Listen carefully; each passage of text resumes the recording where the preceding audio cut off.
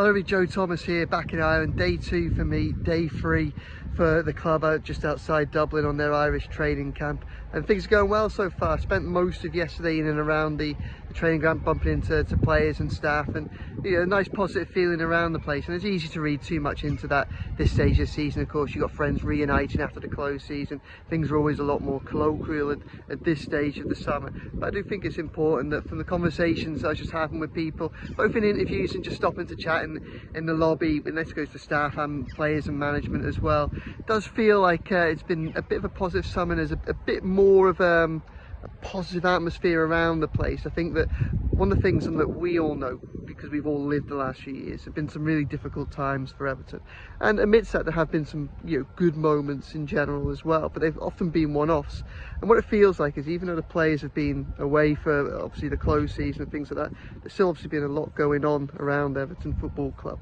And what it does feel like is there's been a sustained run of positive developments, and I don't think anyone's trying to read too much into them, but you can just feel a bit of a weight that's lifted around the place. I mean, I think it's lifted off the fan base, it's lifted off me.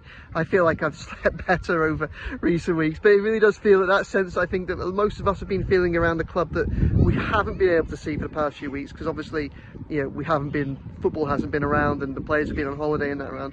Well, that has kind of instilled itself in the early weeks of pre-season as well. I thought that when you saw the interview with Sean Dyche yesterday with the club, I think there's an acknowledgement that, look, there is still hard work to go, sensible decisions still need to be made to be built on everything that's happened so far. But it does feel to me, and it definitely came through speaking to some of the players yesterday, that internally there's a sense that last season they finished the season really strongly, perhaps better than they got acknowledgement for from those outside the Everton bubble. And rather than dissipate as everyone goes away for the summer, it's actually kind of survived the summer break, come back.